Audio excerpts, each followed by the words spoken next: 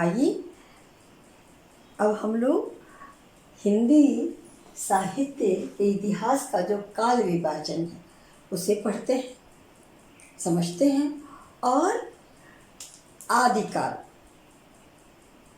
आदिकाल का नामकरण, उसकी प्रमुख पुस्तक और रचना को इस वीडियो में हम लोग देखेंगे। आप अंत तक बने रहें, एक बार पढ़ें, पर आपने इंटर तक सबको पढ़ा हुआ है, बिना घबराए एक बार केवल ये पुनरावृत्ति है, उसको आप देखें। अभी संक्षेप में मैं दे रही हूँ, बाद में मैं इस पर विस्तृत चर्चा करूँ। आइए देखते हैं। मिश्र बंधुओं का ये मान्य हुआ, मिश्र बंधुओं ने काल विभाजन किया। उसका नाम मैं यहाँ ले रही हूँ क्योंकि नाम पूछता है। विक्रम संवत भी दे दिया है, लेकिन अधिकतर नाम पूछता है कि उन्होंने क्या नाम दिया। तो देखिए, मिश्र बंधुओं ने आरंभिक काल, जिसको बाद में वीरगाथा काल, आदिकाल कहा गया, ये आरंभिक काल। तो पूर्व और उत्तर, इसी तरह मध्यकाल, पूर्व और प्रौढ़, अलंकृत काल, पूर्व और उत्तर, परिवर्तन काल और वर्तमान काल, ये विभाजन उन्होंने किया है। इसमें आरंभिक काल के पूर्व को 700 से 1343 विक्रम, उत्तर को 1344 से 1444 विक्रम, मध्यकाल के पूर्व को 1445 से 1560, प्रौढ़ को 1561 से 1680। इसी तरह अलंकृत काल को 1681 से 1790, उत्तर अलंकृत काल को 1791 से 1889, परिवर्तन काल 1890 से 1925, वर्तमान काल 1926 से आज तक। तो बच्चों, इस पर प्रश्न आ सकता है कि आरंभिक काल नाम किसने दिया, मध्यकाल, अलंकृत काल, परिवर्तन काल, वर्तमान, ये किसका काल विभाजन? आचार्य रामचंद्र शुक्ल ने जो काल विभाजन किया वो सर्वमान्य है, वैज्ञानिक है, तर्क संगत है, इसलिए इनका काल विभाजन सर्वमान्य माना गया। अब आप इनको देखें। वीरगाथा का, इसी को आदिकाल डॉक्टर हरजारी प्रसाद द्विवेदी ने कहा है। हम लोग किसने कौन सा नाम दिया है उस पर चर्चा करेंगे। पहले ये नाम आप देखें, वीरगाथा का 1350 संवत से, ये सब संवत में है, 1375 भक्ति काल, रीति काल। तो भक्ति काल को उन्होंने पूर्व मध्य काल कहा, 1375 से 1700, रीति काल को उत्तर मध्य काल कहा है, 1700 से 1900।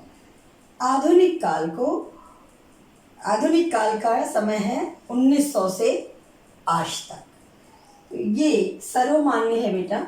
बाद के सभी विद्वानों ने अधिकतर इस काल विभाजन को माना है।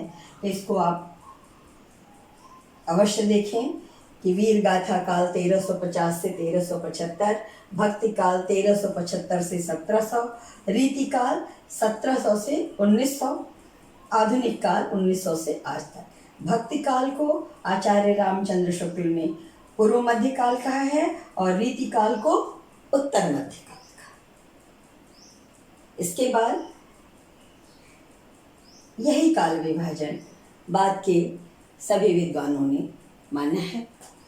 अब हम लोग इसका जो पहला काल है, वीरगाथा काल, जिसका नाम आपने अभी देखा, मिश्र बंधुओं ने आरंभिक काल नाम दिया है। तो किस विद्वान ने क्या नाम दिया है? क्योंकि बेटा आदिकाल सबसे विवादास्पद काल, उसके नामकरण पर प्रश्न अवश्य आएंगे आपको। तो हम लोग पहले उसको देखते हैं, फिर आदिकाल की प्रमुख रचनाओं को, उनके नाम मैं लिखूंगी और एक बार केवल आप पढ़ने, क्योंकि हाई स्कूल से लेकर इंटर तक सब कुछ आपने पढ़ रखा है। और मैं पूरी कोशिश करूंगी कि एक बार अगर आप वीडियो सुनते हैं तो आपके प्रश्न उत्तर अवश्य सही हो। आइए आदिकाल का नामकरण देखते हैं, क्योंकि आदिकाल सबसे विवादास्पद काल रहा। उसकी परिस्थितियाँ ऐसी थीं कि उन परिस्थितियों के आधार पर भी लोगों ने नामकरण किया है। तो हम लोग जो प्रमुख है, जिन पर आपको प्रश्न आ सकते हैं, उन नामों को देखते हैं। मिश्र बंधु, इन लोगों ने नाम दिया प्रारंभिक काल। इनका काल विभाजन हम लोग पहले अभी देखे हैं। आचार्य रामचंद्र शुक्ल ने इसका नाम वीर गाथा काल दिया। ये आप देख लें, ये महत्वपूर्ण है क्योंकि इनका काल विभाजन मैंने बताया सबसे महत्वपूर्ण है, सर्वमान्य है। तो इन्होंने आचार्य रामचंद्र शुक्ल ने पहले काल का नाम वीर गाथा काल दिया। डॉक्टर हजारी प्रसाद द्विवेदी, इसका नाम आदिकाल दिया। जॉर्ज ग्रियर्सन ने चारण काल दिया। आचार्य महावीर प्रसाद द्विवेदी, आचार्य महावीर प्रसाद द्विवेदी ने बीज वपन काल कहा है। राहुल सांप्रत्यायन ने सिद्ध सामंत काल। डॉक्टर राम कुमार वर्मा ने चारण काल या संधि काल नाम दिया। ग्रियर्सन ने भी चारण काल नाम दिया है। डॉक्टर राम कुमार वर्मा ने भी चारण काल या संधि काल नाम दिया।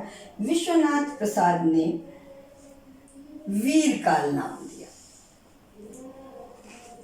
तो इतना थोड़ा आप देख लें बच्चों, आगे बाद में इस पर चर्चा होगी कि आचार्य रामचंद्र शुक्ल ने जो रचनाएं उस समय ली हैं उसमें अधिकतर रासो ग्रंथ है, और रासो का अर्थ ही होता है वीर काव्य से, शौर्य से, इसलिए उन्होंने उसका नाम वीर गाथा काल। लेकिन इन्होंने कुछ ग्रंथों को जो हमारे जैन मुनियों के हैं, नाथों के हैं, सिद्ध के हैं, तो उसको इन्होंने धार्मिक मान लिया था। लेकिन आचार्य हजारी प्रसाद द्विवेदी ने, डॉक्टर हजारी प्रसाद द्विवेदी ने कहा कि ये हमारे प्राण तत्व हैं, उसको लिया और इसका नाम इन्होंने आदिकाल दे दिया। ये कारण था, संक्षेप में आप समझें।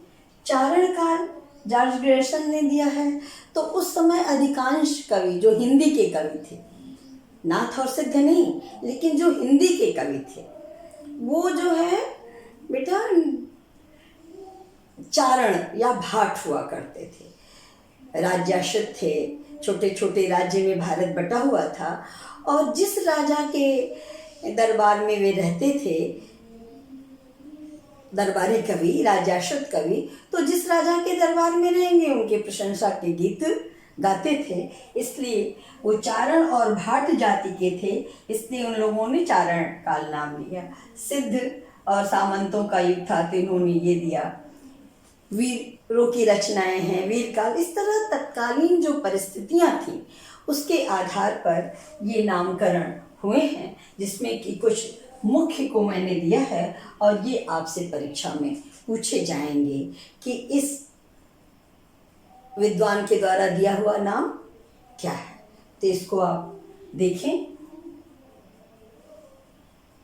याद बार बार पढ़ेंगे अब तक याद होगा, केवल दोहराएं।